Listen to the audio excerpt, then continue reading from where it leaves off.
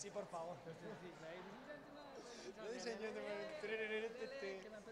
Canto algo, no sé, lo que sea.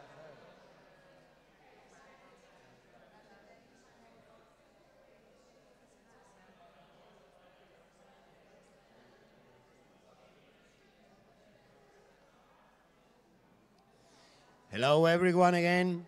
Let's move, please, to the chairs. Let's begin with the feedback cafe session. All the artists are listed here. We are missing Claudia. Oh, she's arriving.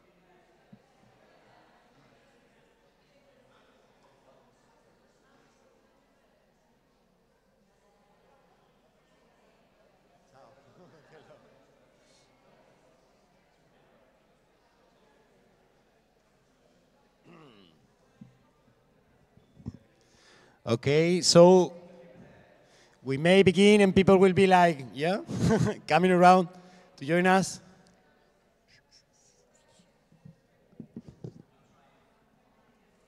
Okay. So here's a microphone for you.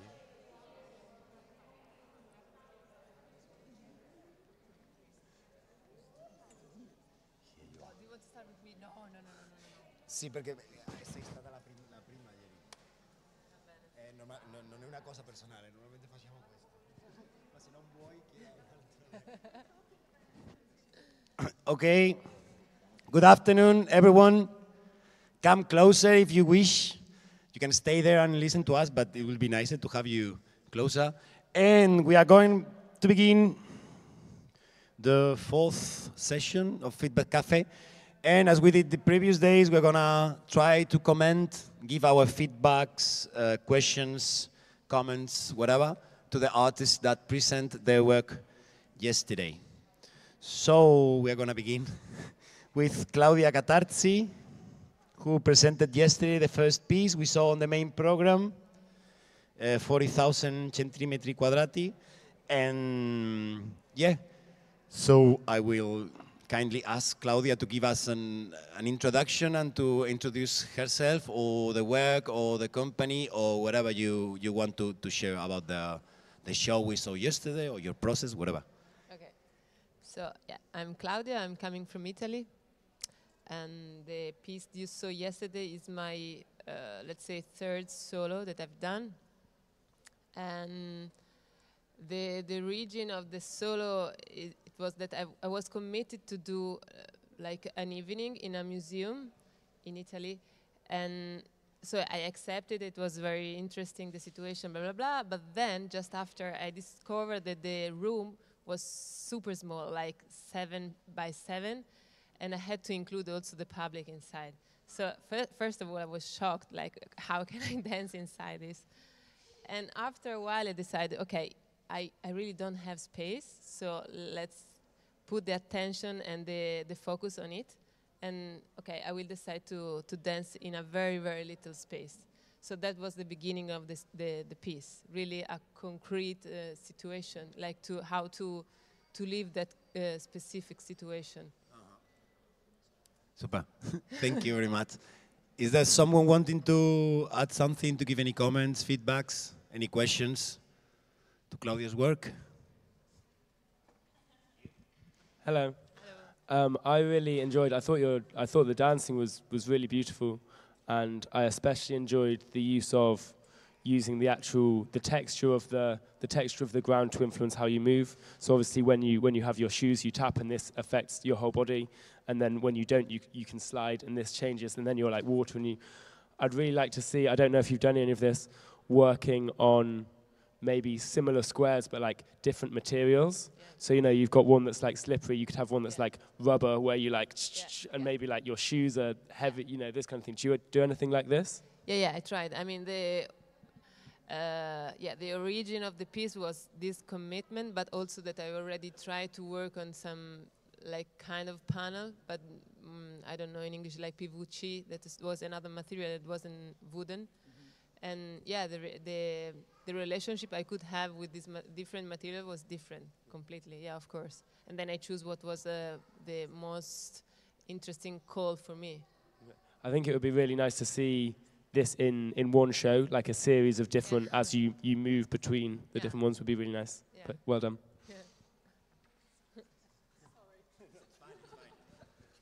It's an intervention on the Feedback Cafe. Okay, is there anyone wanting to say anything else?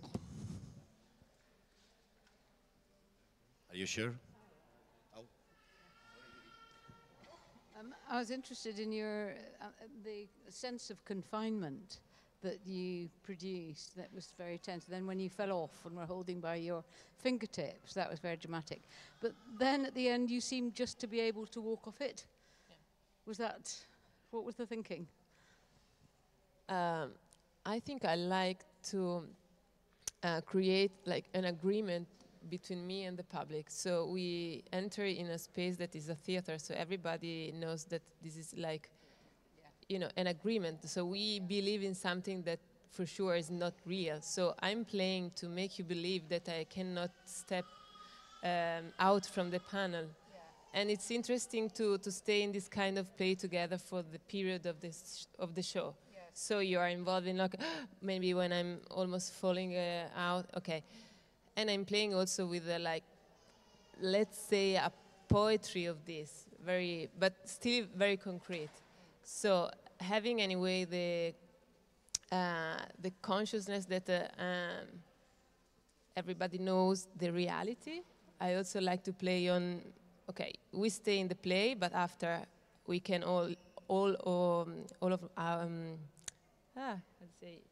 we all know that it's just an agreement. So at the end, I really like to be objective, that I can go outside whenever I want.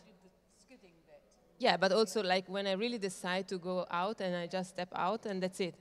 So it's like, okay, yeah, to come back to the concreteness, I really like. Yeah. Anyone else?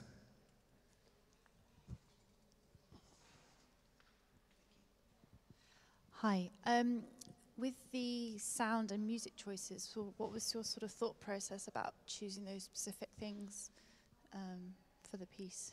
You mean the music track? So you had there's like, what was the sound of an industrial fan at first, yeah. and then it switched into a piece that was kind of reflective of pop culture or blues. Yeah, so I mean, the second piece is like is taken from a very famous Bob Wilson show, Einstein on the Beach. Okay. Yeah. So about this piece, my answer is just that I was called by that piece. So it was really like I cannot do the piece without this, and fair enough. That's it.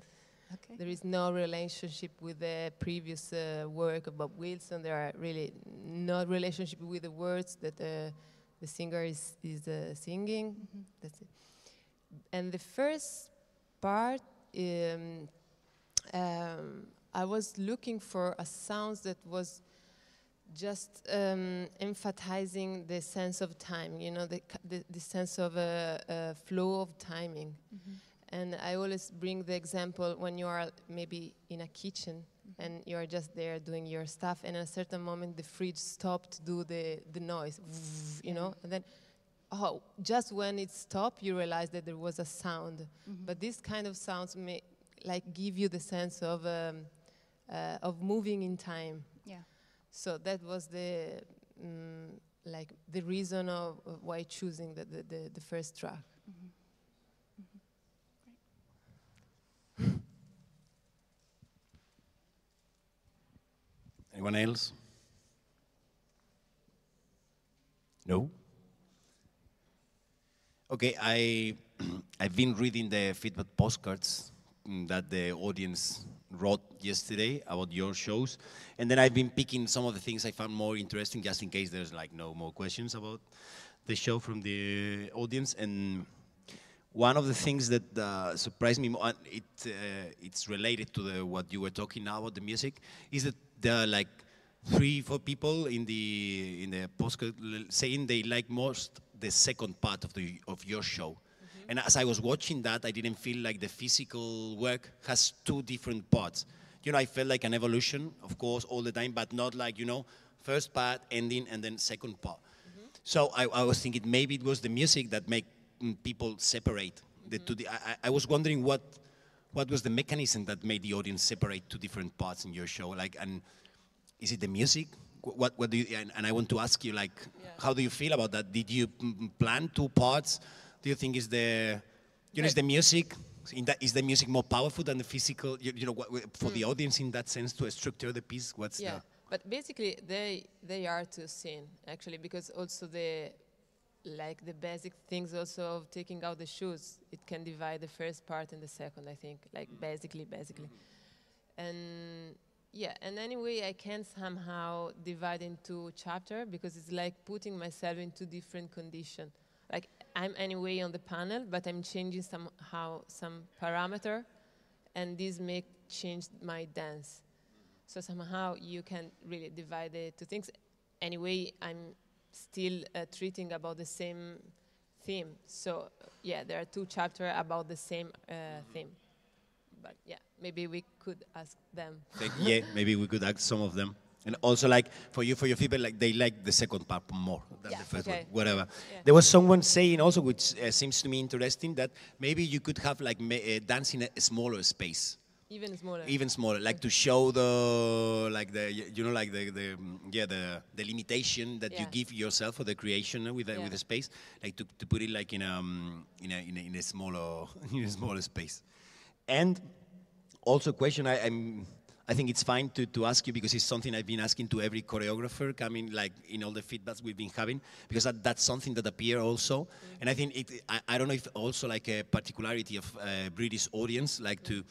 But there are people saying, like in every other show that's been happening in every other dance show, like there's a lack of narrative, of I don't understand. Yeah. You know what I mean? I don't think they should be understood, you know, but how do you feel about this thing? How do you work with the idea? Like, you know, I think there's a problem that every choreographer faces in his work, you know, like this. Yeah. I mean, it's not a matter of British audience, I think. Yeah. It always happens. And I think we have, but I don't know, now I'm trying to generalize, but I think we have like a kind of society that makes you believe that everything you have to achieve with the brain, with the rationality. And I think there is lots of things that you can just receive, like going and looking for a sunset, and it's just beautiful because it's like this, and you don't have to explain anything, no? And I think it's hard in this period, our society period and historical period, to move the people to look with these eyes, I think. And especially dance has this these particular things that not all the dance, or basically a lot of pieces, are not built on a narrative story. So if you are looking for this, for sure you get lost. I absolutely agree with you. Just like trying to throw the question to see if what's the feeling around. Yeah. Even I think yesterday we were saying like it's like maybe it's a task of the contemporary creators, like to defend the fact that the audience can enjoy things that they cannot understand. That you can enjoy things but there are some feedbacks which I feel like in some of the feedbacks in yesterday's even there was one that it was written in the thought of the shows. But yours was some explanation about Athens, whatever. But in the rest, it was written, "I don't understand," and it was like your show, and then the full show. You know, and I thought like, wow. You know, it's like if they don't understand, they don't even like they don't feel the need to give an opinion. You know, it's like that's my feedback. I don't understand. It's like stop there. Yeah. It denies the possibility of liking or disliking something. The fact that you don't understand, which makes me like, wow. Yeah. It's something like I wanted to throw. Super. Is there someone wanting to? Yeah. On that point, I think you're completely right that of course there's value in things existing just for aesthetic value, like you say with sunsets, etc. I think the thing that people can find frustrating in contemporary dance, I don't mean your show, and something that I have found frustrating in contemporary performance before is the illusion of meaning when there is no meaning. Whereas I thought in your show it was quite clear that it's just a beautiful thing to be watched. But I have seen contemporary dance shows, contemporary circus shows where there's the suggestion of depth or meaning, or it looks like there's something to get when really there's nothing there. And you see how that is frustrating for people when you feel like, is there something that I don't understand? Like, am I not clever enough to get this, when actually it's a pretense, if you see what I mean.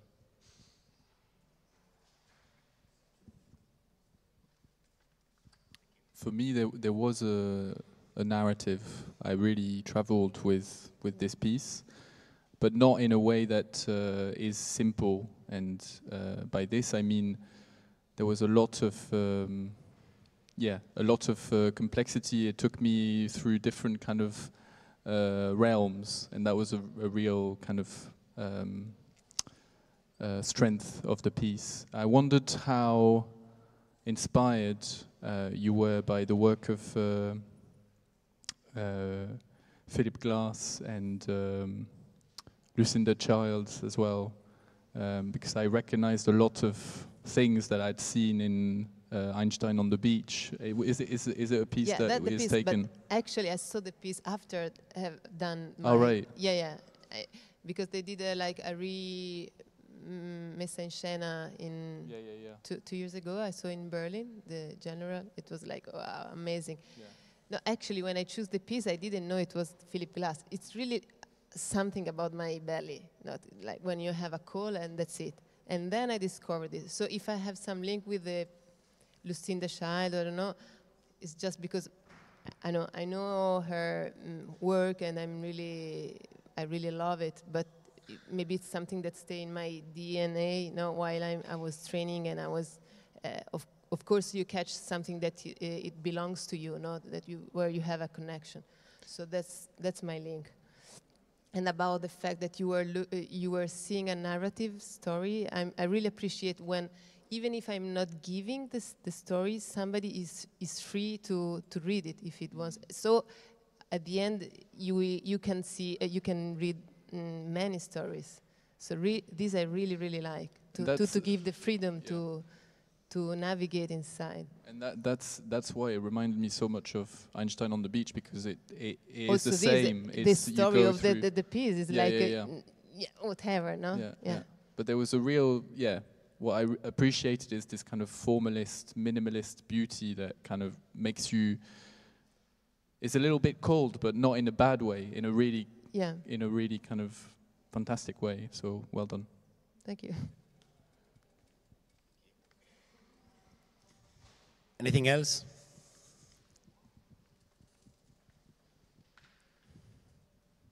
Just to defend the English. I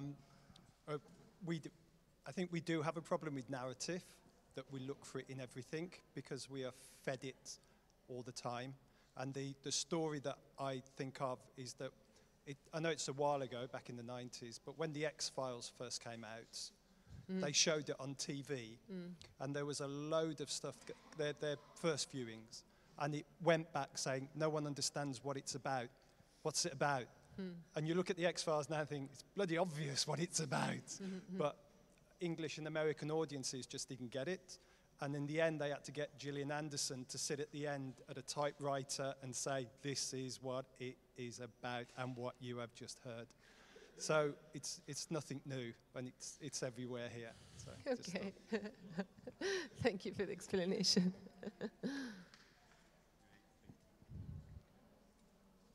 On that, there's a Greek philosopher, I can't remember his name, but it's an idea that is understood immediately is often not worth understanding, and again it's that idea of populism and understanding things on a mass level that's not necessary. I think it's okay if people don't understand immediately, and things take time and not be that popular.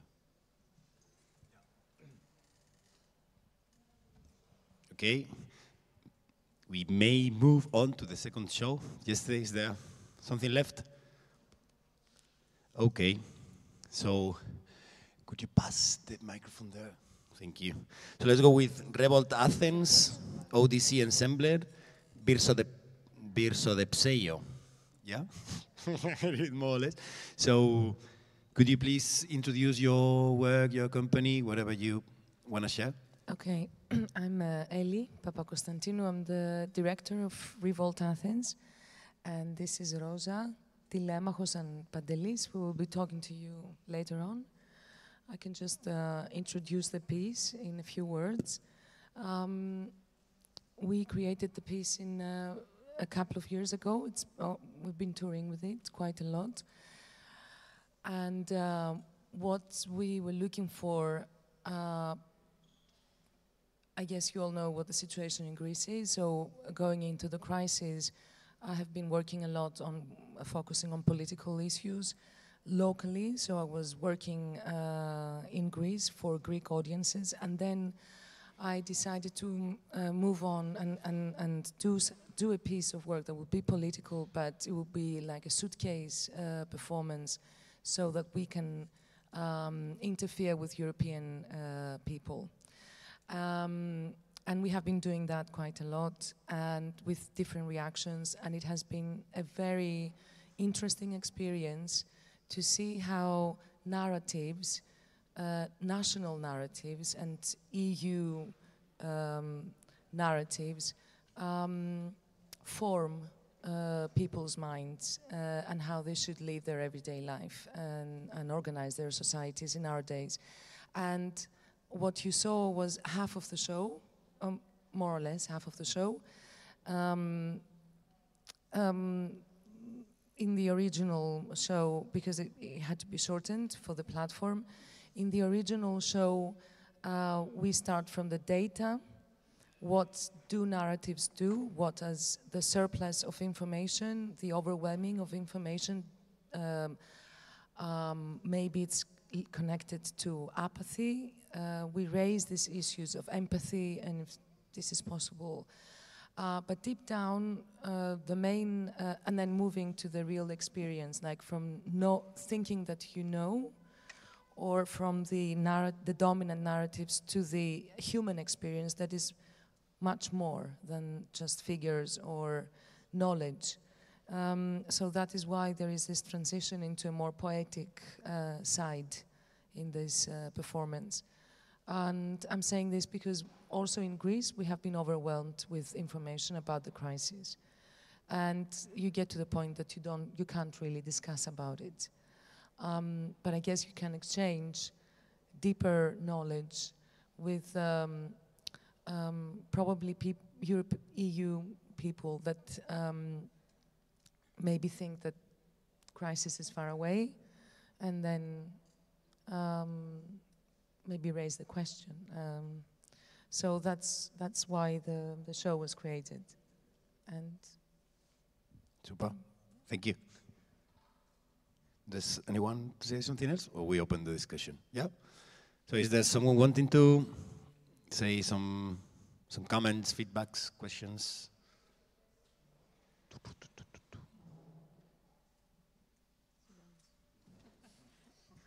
I can't not say that it was absolutely fabulous.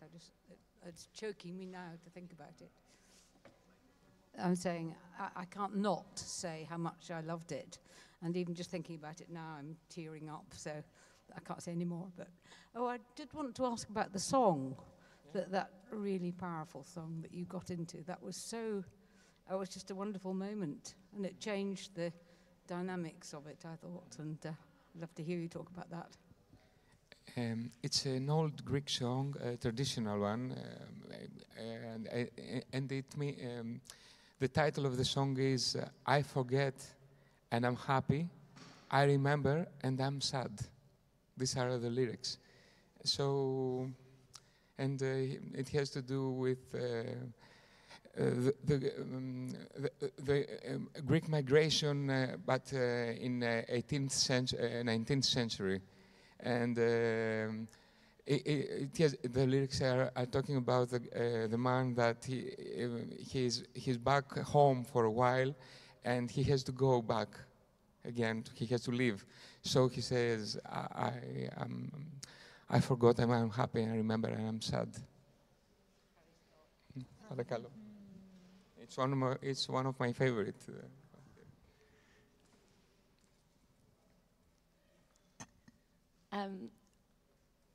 So I'm 26 and I watched it and I thought it was phenomenal, and but the thing I really took from it was this kind of it charged me up. It really politically charged me, and I think it's so easy sometimes to watch shows about a certain place or a time and feel engaged but separate. But I not only learned a lot, but also gathered this energy from you to kind of take that out further into my own political agenda. So honestly, thank you. I thought it was brilliant.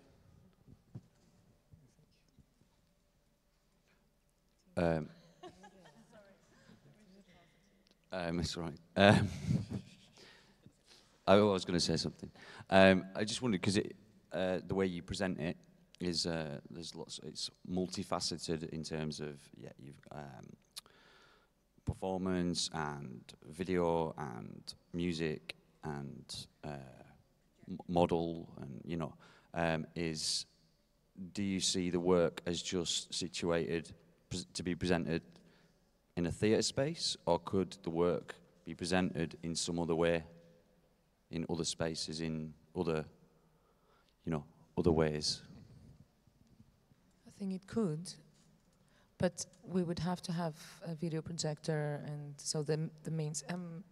It is multifaceted, and we've been doing also with bigger groups, like as a company, but with a lot more people. We've been doing a lot of site-specific work, and the main focus of our work has been to think about active citizenship and probably raise this question, maybe not directly, but possibly indirectly, like energize people to think. So we've been working a lot with volunteers and citizens, not just with professionals in our work. But for this particular work, because it's a suitcase work, we'd rather stay focused like in a black box but we're very open and very flexible in general. We do adopt the narrative also, the text of the show from country to country.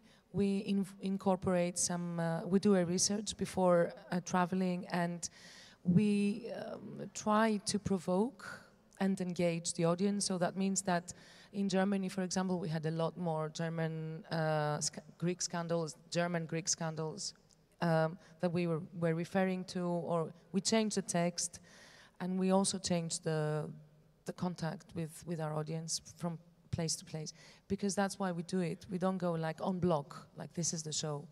So I don't know if...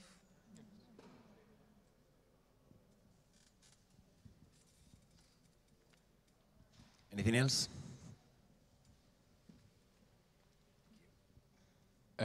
Could you tell me a little bit about this imagery at the end of this woman who goes over the city? Because I thought she was Athena, and then someone said no, and then I didn't know who to believe anymore. So I would like to find out a little bit about this imagery. Yeah, that was... I wanted to involve mythology. I think that there is a deeper knowledge of a deeper kind of understanding human condition that comes from, is connected to a mythology, but not necessarily to the ancient Greek mythology. So yeah, there was a reference, but it was a remote reference, which is the woman statue of the goddess of snakes. So it's a half-naked woman with snakes. And what she represents in the ancient mythology for the ancient Greeks was the home, ikos. So she would and fertility and rebirth, catastrophe and rebirth. And okay, now we go into the Greek references. I don't know how important that is, but for us, because we have this access to ancient Greek and understanding and etymology, the word catastrophe means turning around. So it doesn't have this negative connotation. It also has a positive connotation. And the word crisis means judgment. So I'm just saying this because for our ancestors, like these connection with a flux universe where you, at times, collectively, you have to turn around, and that's not necessarily a bad thing, like to let go of your belongings and of your status. So that was the main reference, but of course it's not a very specific reference. It's more diving down into the irrational and to, yeah, probably someone could see, as you're saying, like you saw Athena, good, fair enough. Like.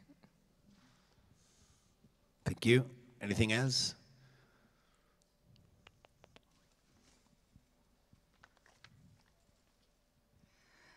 Yeah, I love the performance of the lady, and also the lots of layers you used. So with the videos and the model, the city, and yeah, this ability to dig in the own dirt first with lots of humor, very bitey, and those tiny little ideas with your original suntan, and yeah, so between all this maybe disaster, there was so much other tiny stuff. And it is funny that you said with the last image on top of the city, it reminded me of some music I really love, or some singers I really appreciate. So, for example, this Ari Up from The Slits, from their cover with where they are also painted in the earth, because they wanted to be dirty and not to be so slick, or Malaria, or so. Yeah, was really something to dive into. Just to add to what you're saying, I think we were trying to play also with the stereotype of what Greeks look from the outside. You know, this tourist model with a sea and sun and souvlaki, blah, blah. And all this, I think sometimes the way people see you sometimes affects how you behave. So somehow, that we also get in a situation of, I'm here to serve you, tourist, and I'll be so good at that. But, and then to raise the question, what lies underneath? So there's this layer of how Athens looks, with the ancient glory. But how are the Athenians living today beneath the surface, and how these coexist in a way? Yeah. Yeah, I think this worked so well with everything together and its roughness also. For me, it's important also to, like when we talk about political art, like to also think how this can be personalized. Like for me, politics has nothing to do with high politics. It has to do with how, on the small scale, like talk about the tan, and then talk about, I don't know, tzatziki. This is also, how to bring it down to the level of human beings and not theory. Of course, you need a lot of theory to go there, but and you can also point to the big theory. But yeah, anyway, we are so, I think, fed up and so far away from the values of the French Revolution and of what our democracies stand for on the level of the big narrative, that we have to really think how we live our lives, in really how we do it.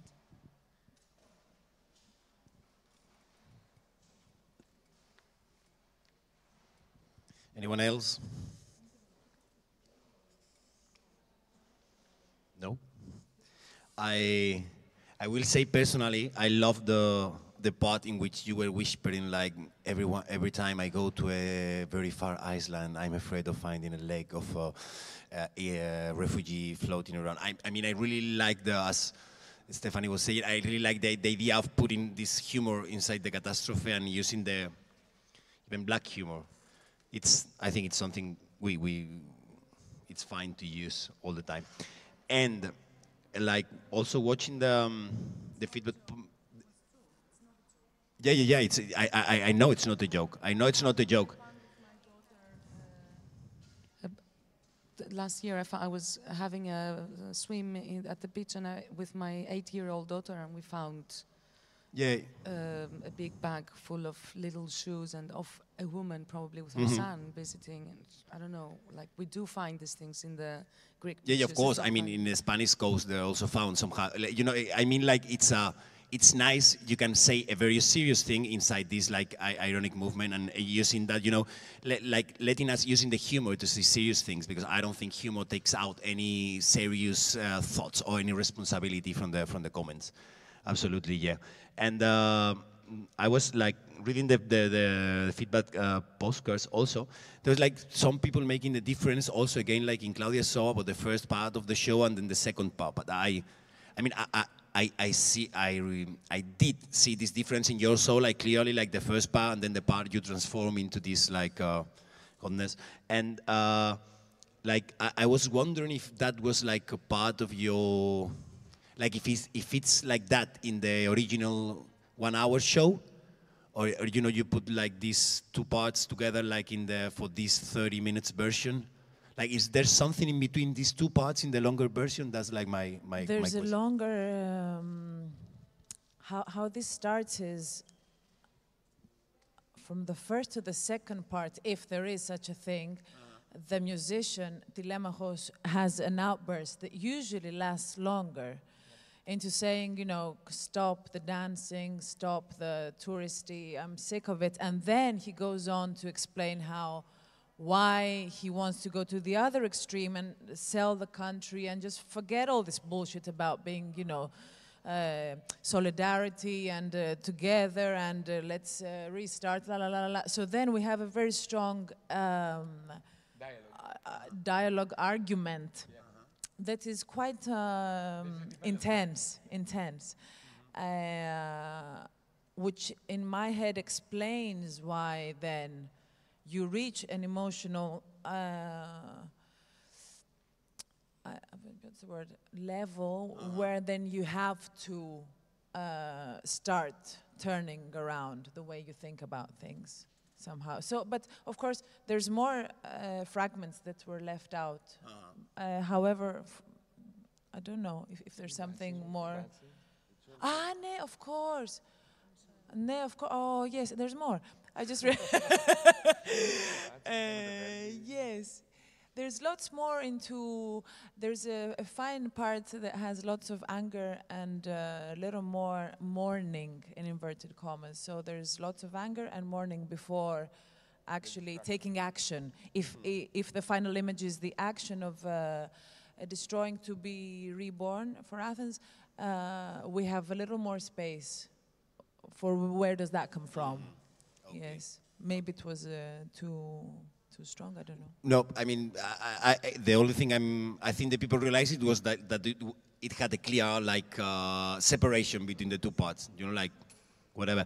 In fact, my next question was like something like that, because there's one of the, I mean, you have lots of like very positive critics, like people saying I love it, give me lots of strength and everything, but I always try to keep the critical ones. And there was someone saying, not real destruction, the thing he wrote down. And I was wondering myself, like, what do you mean? Do you want them to burn out the theater? You know what I mean? Is it possible? Like he was writing, not real destruction, destruction, yeah, like the. So I was thinking, like, what does this person mean? You know, he will or she will have like you, like to destroy the theater.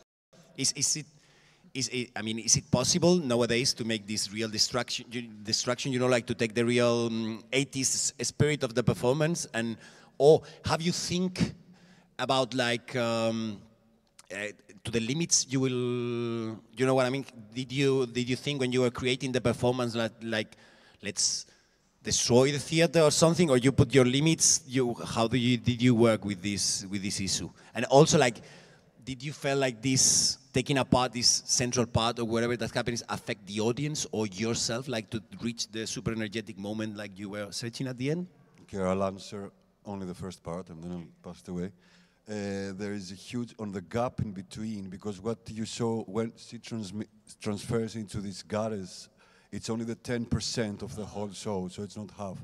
And it's a huge, there is a big part of the show about that he wrote, that is destruction comes from different terms. So we have like riots, that they're videos of riots, that they're actual violence, that police officers in front of us are like hitting their shields, they're ready to attack, things like that, that probably he knew that Athens, it's not very violent if you know the situation that we lived in Athens the last 6 years. It's really messy. So the violence comes a bit more on the big part of the show. And then I don't remember where but the short version is true that it's like a mirror, because in the original it starts with a model of the city, and then you go into a transition, into a journey of different ideas that fell down, different values that are no longer in place. And then at the very end, you discover the model of the city. And when that happens, it lasts much longer in the long version. So instead of burning down, what we do is we use the bass, the sound, a very high level, but for a long time. So basically, in terms of the structure, it's going from rationality and maybe something that is structured to something that is no longer music. It's a very strong sound that can even be to the limits of being unbearable. But here we reduced everything. But another thing about destruction... I was thinking about that, the sound, like maybe they have, Yeah, it lasts much longer. But another thing about destruction is that this is... theoretically speaking, I didn't want it to be like a nihilist show, or because that's not what I stand for. So I know that there is a negative ending. It's not a happy ending, but I hope that the performers in this context can relate to the audience in such a way that, yes, theoretically, to acknowledge that we are facing, probably, we have come to this time in European history, that we need to acknowledge that our values are democracy, or everything that's, I said, that are almost in a destruction level, but that we can also build from scratch. We can stop as well. We can make it stop, because this is not spreading all over Europe yet. So I think that sharing this knowledge is not sharing as in a nihilist thing, that look what you've done to Greeks, but it's also how can we share and stop and create something new, and probably avoid, like in societies that this has not yet happened, to resist. Because it's spreading. Yeah, that's a good point. That's a good point. Yeah. Okay. Yeah. Just in terms of what you asked, if it's hard doing it, at first, when we first did the show, there was lots of emotion, much stronger, and because it's a while ago, everything was much more felt. But I realized, I think we all together grew to this other level, when things are a little more from a distance, and then the humor and everything can bring a lightness, then things are even more on the edge, in a way. So I'm having fun. Yeah, I saw you. I think that's what I thought while watching the performance. Super, thank you very much. Is there anyone wanting to add something? No? So in that case, we move on to the third show we saw yesterday after the dinner. That's Robin Boomdale here. What does staff do? So Robin, please make an introduction. Hello. My name's Robin. I live and train in Bristol, which is in the south of England. This is my first solo show, and I had a really nice time performing it here last night, and I'd like to answer any questions that you have.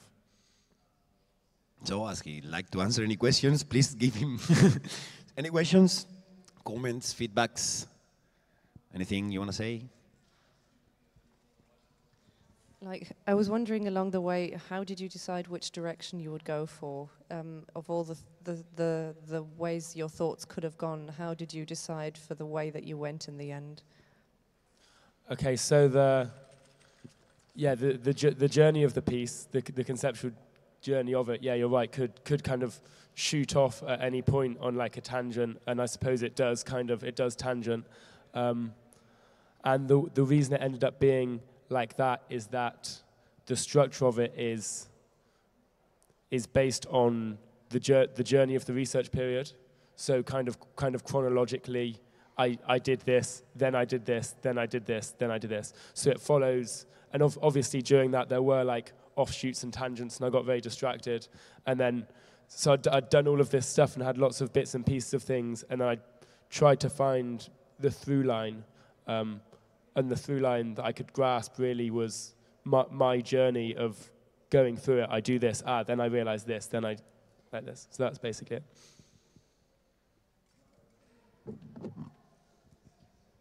Anyone else? Yep. Hi. Unfortunately, I didn't have the chance to see your performance as I was waiting in the backstage for my go. And the impression I had through the screen is probably incomparable with, you know, experiencing the show as a spectator from the auditorium. So perhaps my question is a little bit off topic in a way. However, I'm always curious. I wonder about the process of circus artists. How do you find it possible to go beyond your discipline? I see the circus artists I know in my life, most of them, they stick to one discipline, you know, juggling or acrobatics or whatever. And then I see this strong challenge in their artistic work to go beyond it and, how to say, create something where I don't perceive juggling skills anymore, but I see something deeper, different, else. Yeah. So I wonder, how does that work in your case? Yeah, you're right. I think it's very tempting and easy if you train as a circus performer to slip into, I do this, I'm a juggler, therefore I juggle, I'm an acrobat, therefore I do this. And I think that's in the nature of the training, in a way, is that you can end up being very single track in an attempt to become very skilled. For me, I do like juggling. I'm more interested in ideas than circus. So for me, circus is very much a means to, a thing to be used as a way to communicate something. And I like how you say that you forget that you're watching juggling. I'm really interested in this. I'm into the idea of taking the actual practice, what we're doing, but trying not to look at it as I'm a juggler. Instead, I go, what am I actually, when I practice as a juggler, what am I actually doing? And what I'm actually doing is just paying a huge amount of attention to how objects behave, and that doesn't have to be related to circus. That doesn't have to be like, ta-da. It can be anything. It can go anywhere, really. Does that answer your question at all? Yeah, great. Thank you. Sorry, I sometimes tangent off, so if I don't answer your question, just tell me. Anyone else? Yeah. I like the idea of playing with failure as well, and I'm not sure how near the edge you are on that. I mean, you look extremely competent, but the multi-bat thing, how difficult is it, and are there challenges ahead of you that you wish to undertake, jugglingly and personally? Yeah. Okay. So the failure thing is interesting. Obviously, there's a bit of play with failure in the show, especially last night. I found that the juggling was not not as clean as it sometimes is or could be, but sometimes this works. If it gets messy, if with an audience like that, when it's messy and you save it, then it's a really nice moment. If someone enjoys the moment of failure, then it's a good thing. In terms of the ping pong bats on the body, this is probably the easiest of the juggling sections in the show, yeah, because it's just a single object, and with bats in your hands, it's very easy. If it goes off, you can save it. This is quite easy. So yeah, that's one of the easier ones. I would like to. I guess a lot of the scale stuff in there is still very much on the edge of my capabilities. So I made the show last year, and then returned to it. I've only performed it a few times, so I returned to it this year after not working on it for a long time, and I had to kind of relearn the tricks that I could no longer do. So they still feel a bit new. So yeah, I think there is. Although there's those moments of ooh, I feel like I could feel more comfortable with it if I wasn't. Like, am I gonna drop it? Yeah, yeah. Especially, I mean, with the water, obviously, trying to do those sequences without dropping any water, although it can be done and it's really nice when it is done, it's really hard. And so something I've tried to do is just to accept that I will drop things, and that's fine.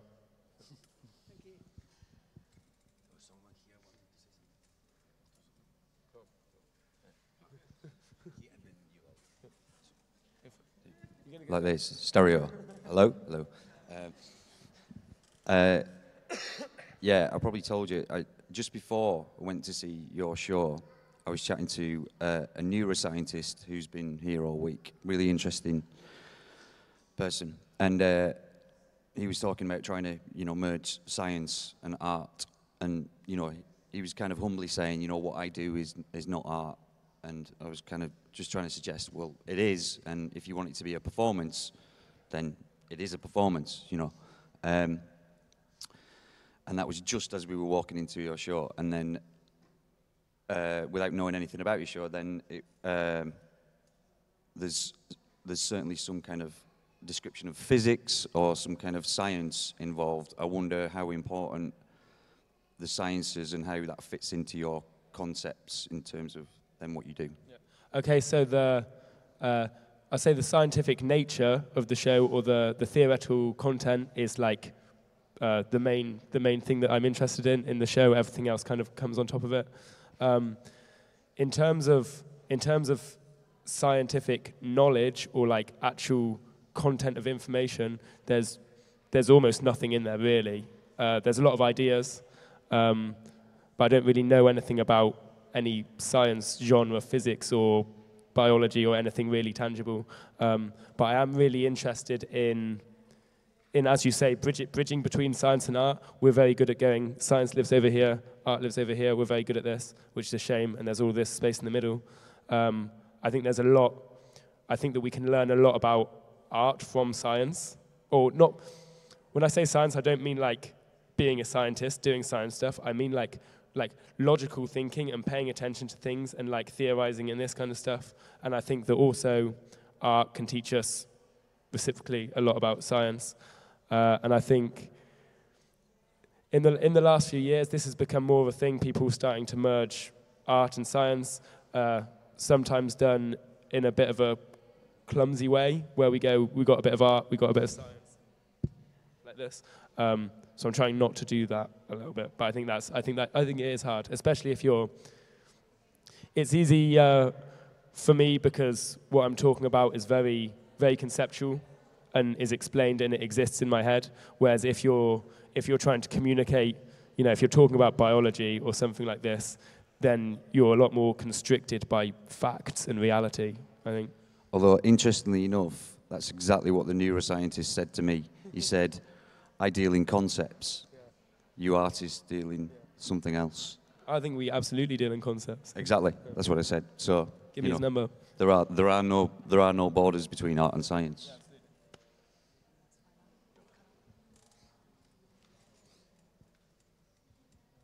Anyone else?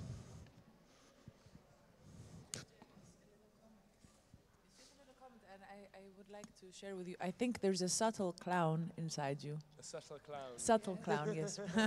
That's all I wanted to share. Thank you. Anyone else? Okay, so I will go with the feedback postcards again. I mean, there are a lot of people saying they love your show. You have even like, I think 2 or 3 marriage proposals. So you can go back to like say, I love this guy, I want to marry him. So you can go to the feedback postcard there and find for them and try to look for the person. Like, that's great. Yeah, there's the nationality and the age written and the gender. And the email address and everything. Maybe in some of them, okay, not all of them, but you can go and check. Maybe there's something interesting there, yes, for you to know. And for this time, for the clown, you were saying, it's quite like people are making categories of your work, and it appeared that in all the feedback postcards that people are like talking separately about like if there were 3 disciplines in your show, like the theoretical one, the juggling one, and then the clown one. And it's like just like a comment for you to have, maybe like to improve your show, to think about it. If you think like that, most of the critics in these 3 layers are addressed to the clown part. Okay. Like everyone says like the theoretical part is perfect and the juggling they love, but there are people loving everything, but some of them say like the clown maybe it's like too classic or too seen or whatever, or too simple, just like for you to know, you know what I mean? Like anyone can say. Personally, I found your show great. Like I found it like really, really clever. And I think I wanted to just to share something I've been thinking when I've been like creating, you know, and when we face this topic about what should dance talk about, is there narrative, should dance talk about, whatever. And I think that, you know, dance should talk about dance. That's the topic that you cannot hide from. You know what I mean? Like the topic, you even if you talk about whatever, you need to talk about your discipline, because you cannot run from the fact you are doing dance or theater or whatever in contemporary arts. So in that case, I enjoy a lot the fact that the main topic of your show was the very thing you were doing, the juggling and the being on the stage. You were explaining the thing, and the theoretical speech was related to the things that were happening, and that's the thing I enjoy most, and the thing that I think that gives a lot of layers to the thing we can see. And then I wanted to ask you, because I was feeling at some time that you were like surprised of the comic reaction of the audience sometimes of the show. Like, then I wanted to ask you, like, have you tried this show before? It's been like that comic, like in all the times you've performed that, like the audience react like so comically, or not, or it's been always like that? I think that was the 4th time I've performed that show. So I performed it twice last year, and then didn't do it for ages, like I said, and then performed it once so far this year, and then now. And yeah, I was surprised in some bits. I've never had an audience this big, and I've never had an audience that was so reactive in terms of. Well, I have, but normally before it's been where I've intended. I've had good responses to like the jokes. This audience, I felt like I got a really nice atmosphere. The audience were really giving, and I think part of that was when we were doing the tech stuff.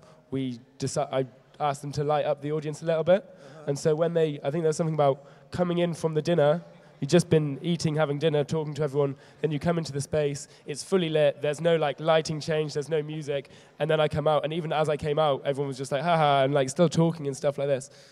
So I think that start kind of gave people permission to react however they wanted, which I really liked, and created some completely new moments in the show for me, like things that have never been funny before, things that I've never said before, things people have never laughed at before, and I think this is really nice. I think it's a reason to keep going with it. Yeah, of course. Super. Is there anyone wanting to say anything else? Okay, thank you very much.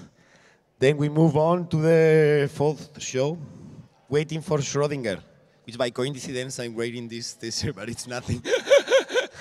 I didn't plan that. So, yeah.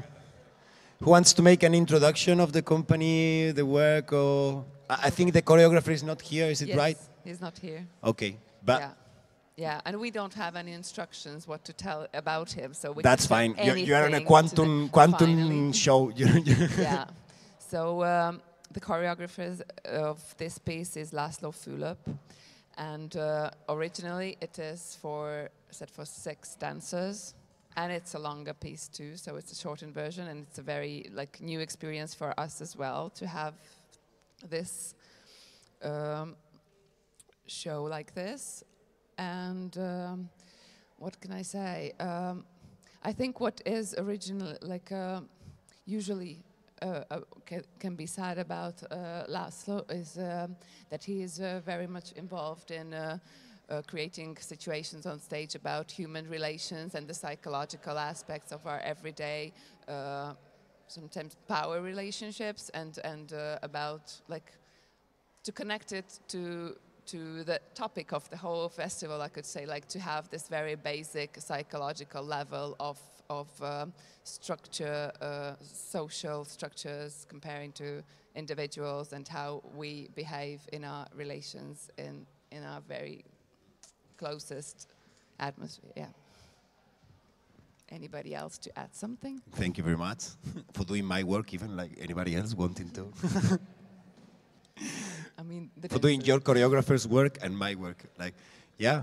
Any comments, feedback, questions, whatever? No? I really enjoyed the show, and I wanted to ask you for how long you have been, it's in progress, or it's a complete work, and if yes, for how long have you been presenting this work? It is a complete work. It was premiered November last year in Budapest, but as I said, it's for 6 dancers, and it's a 50-minute piece. It is set and it is ready, but I think it's a different experience now that it's for 30 minutes, and for us it was very different actually to arrive to this set of yesterday's. Because what I really appreciated was that the structure was open, so there were this possibility of not having, not seeing dancers that are executing a choreography, and they can breathe as human beings on the stage. And I was actually wondering if that's a decision, if it's a complete piece, or if this is part of that's my question. I think it is a decision, and I think this is kind of similarly like this in the whole piece also. Yeah. So you can have this association of I playing with it in this your mind, openness going on. Yeah. And I also I like the fact that it was at the same time it was abstract. It was not really telling a story. It was abstract in the sense that the structure itself was allowing dancers to be human beings on the before everything else. I think it was absolutely necessary in order for us to appear as humans, even though only fragments of some sort of personalities. But I think the piece is made out of 2 different substances. One is this abstract dance movement, and on top of that there are these behavioral patterns, because they are not even personalities, they are really just a habit or two, or a way to behave in one specific situation, as Anna has introduced it quite promptly, I think. And also maybe that's the Eastern part, this surrealism where you dance with the box or the trumpet, that this kind of humor that is coming from the East, it's a breeze from the East that I really appreciated.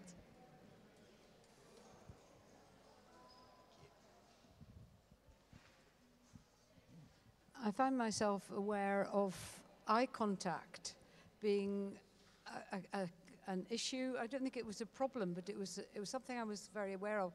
And the previous piece, the one Sorry, Vanessa, can you hold it closer to your mouth? Sorry.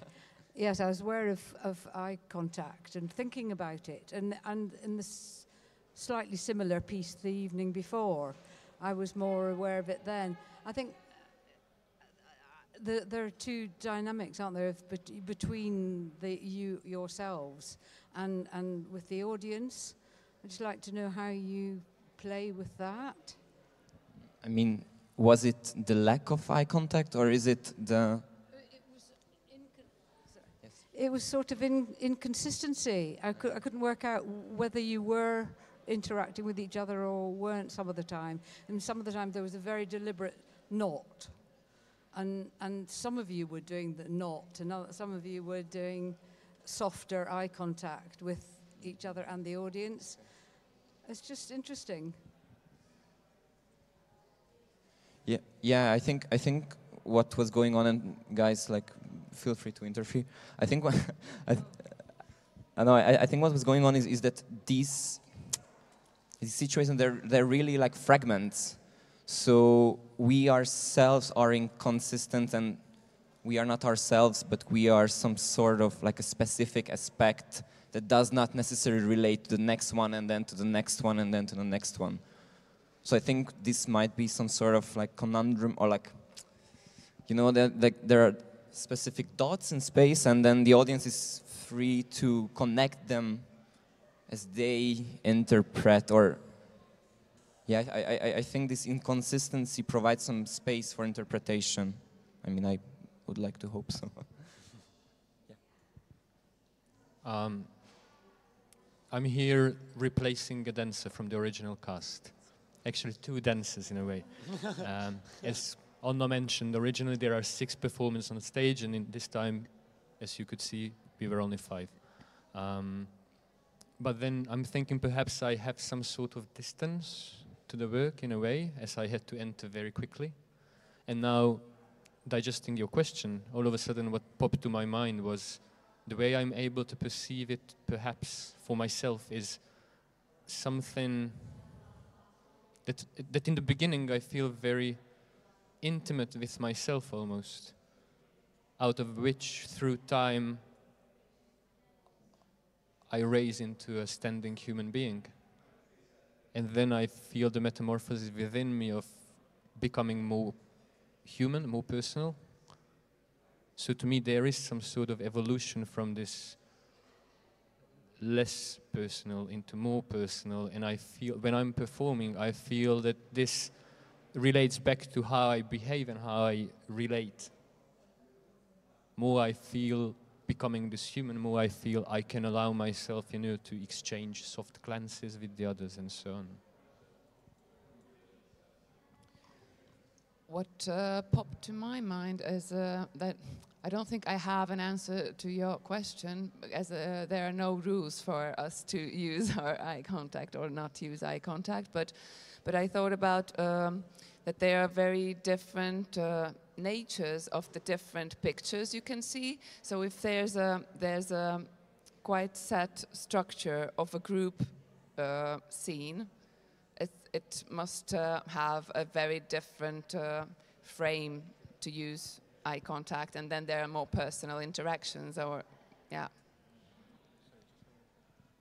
Just another thing that crossed me.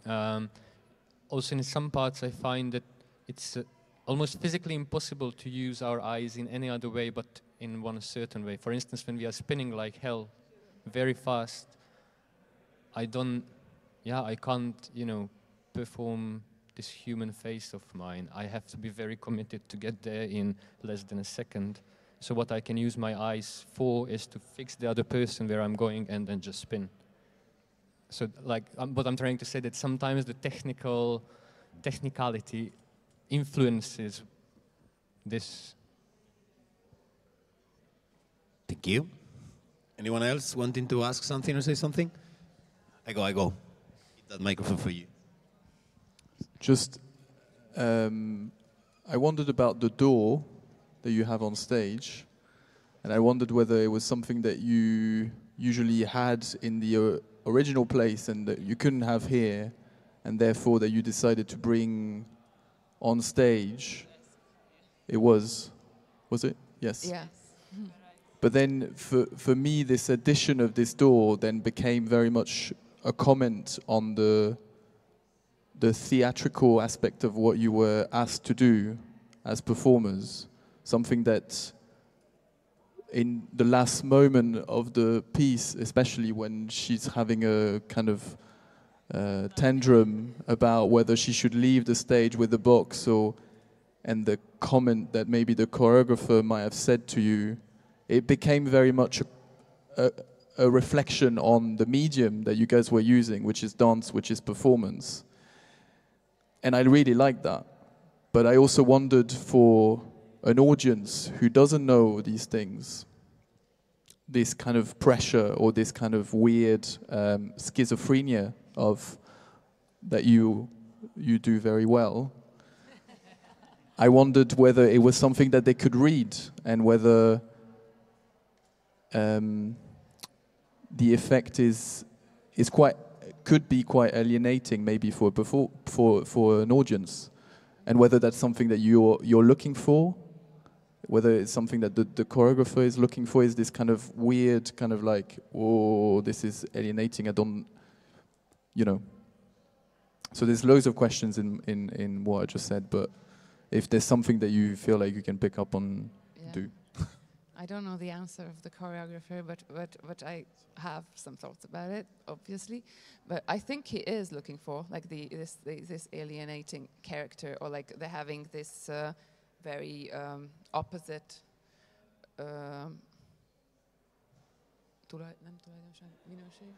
qualities in a personality. But coming back, maybe that helps. That yes, there is a door originally in the stage where we. Where originally the piece was, and we were preparing for using the original door of the stage, but as the curtain was on, we could not. I mean, there could be several very bad decisions, and this was actually the best one we could. That there is, well, by coincidence, there is a door backstage, so. We can try to make it look like a door which is there. Yeah, this is. And is it a comment on performance what you're making? I guess that was my main question. It is. I think the door has a much more important role in the piece originally, as it is used much more. There is also smoke in there, and there's also light coming and more going back and forth. So it's very much a comment of the connected to the title, having the box, the inside, outside. And in this case, I have yes. Yeah, like I think it's maybe not so much a commentary on the nature of performance or the nature of theater, but it's more like an inquiry towards spaces, towards uncertainty. And of course it can have this effect, but I think in my understanding, it was meant to be a bit more poetic than that. But again, my interpretation.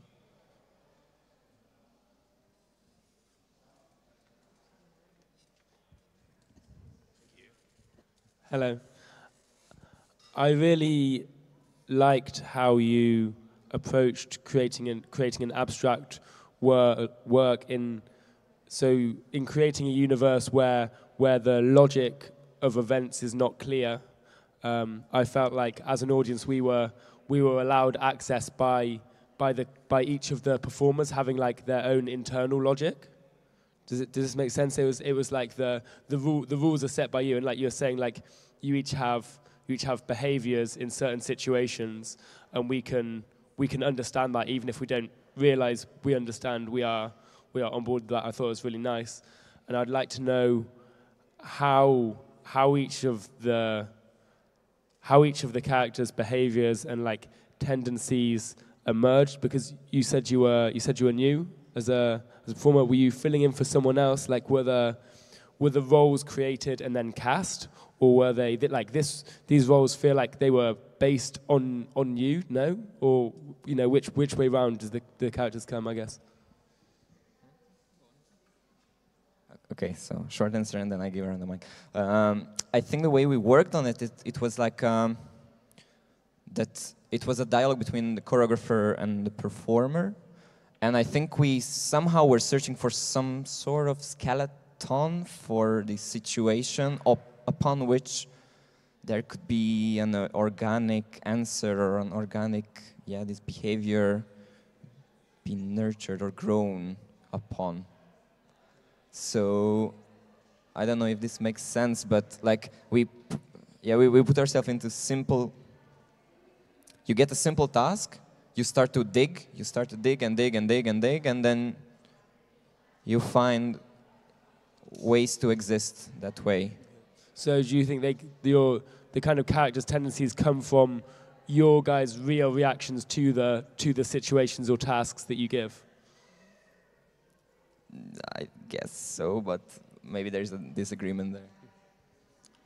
I think some characters evolved during the process, with Laszlo giving us tasks or group tasks, and then he chose someone's reaction, which was very much from each of us like a personal reaction, and grab it to have maybe a solo of it, and also it's important, I think, that we know each other for quite a while. We're coming from the same school in Budapest, and Lotzi knows all of us, and can like easily create a character, like a more lined, understandable character out of what he sees from us. Yeah. Cool, great, thank you. Oh.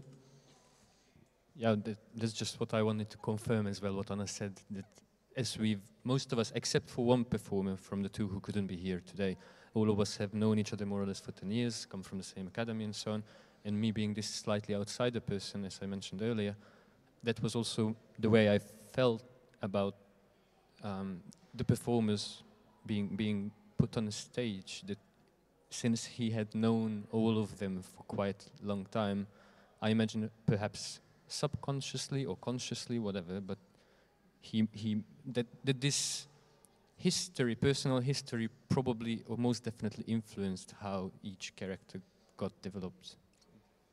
Great, thank you. Any more questions? Well, maybe then we can move on to the last work to comment today. That's Rob here, his visual arts installation. Now it's closed, the place, but it's been there for the whole week. So I hope some of you could have seen that. And yeah, could you make the introduction? And Hola, hola. Good evening, ladies and gentlemen. My name's R.L. Wilson. Can I just check, is there anyone in the room who's seen my installation on the stage? Okay, anyone in the room who hasn't seen it, I recommend you go and see it rather than listen to me talk about it, because that's way more interesting. It's open now, you just have to walk around there. It'll be on for the next couple of hours, but I totally recommend that. Anyone who either has seen it or would rather listen to me talk, then fair enough. Come and join. And if anyone's got any questions, see you later. Bye. Go on. Enjoy yourselves. Perhaps we can all enjoy a certain time and then come back and talk about it. If you want to do that, it's up to you. Go there and make the introduction there. Do the introduction there. If the mic works? No? No. Okay. We'll come back. Okay. Is this a brief intermission? Thank you very much. It seems so.